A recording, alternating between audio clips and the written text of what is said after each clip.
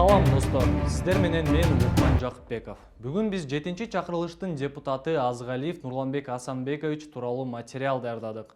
Алгач анын өмүр баяны тууралуу сөз кылалы. Азгалиев Нурланбек 1970-жылы Фрунзе шаарында туулган.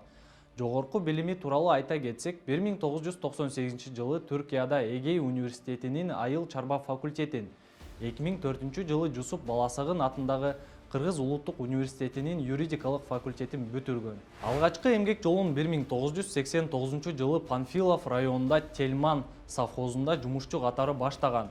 2000-2011 жылдары Discovery туристтик жана логистикалык компаниянын негиздөөчүсү, башкы директору.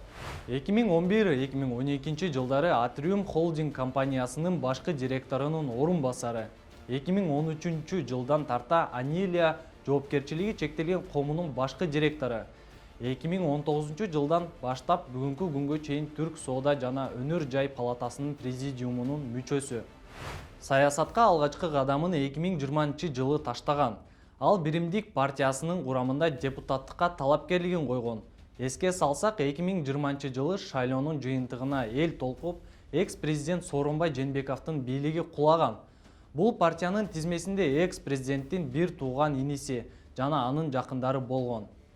Азгалиев 2021 жылдын 28 ноябрында Жогорку кеңештин 7-чи чакырылышынан номер 22 жайыл 1 мандаттуу шайлоо округунан депутат болуп шайланган. След Политмер сайтынын маалыматына ылайык, Азгалиев Нурланбек Новотроицкая КПП жоопкерчилиги чектелген коомунун жетекчиси жана негиздөөчүсү экени жазылган. 2019 жылы ал 107 000 сомго салык төлөгөн. Андан тышкары 2015 жылы кайра каттоодон өткөн Анилия жоопкерчилиги чектелген коомунун жетекчиси экендиги жазылган. Акыркы салык төлөмү 2022 жылы 14 январда которулган. Демек, компания ишин улантууда. Мамлекеттик жарандык кызмат жана муниципалдык кызмат жөнүндө мыйзамынын 15 беренесине ылайык, мамлекеттик кызматкерге өзү же ишенимдүү жактар аркылуу ишкердик иш менен алектенүүгө, уюштуруу укуктук формаларына карабастан чарба жүргүзүүчү субъекттерди башкарууга катышууга, ошондой эле бул үчүн кандай гана болбосун пайда алуу менен жеке жана юридикалык жактарга ишкердик ишин жүзүүгө ашырууга көмөк көрсөтүү үчүн өзүнүн кызматтык абалын пайдаланууга тыюу салынат.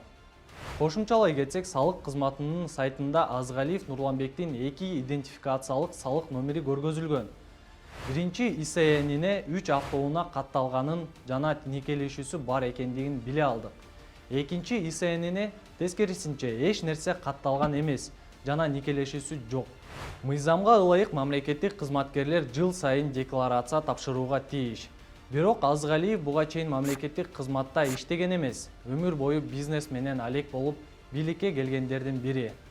Ушуну менен жыйынтыктайм. Кийинки чыгарылышта башка депутаттар тууралуу айтып берем.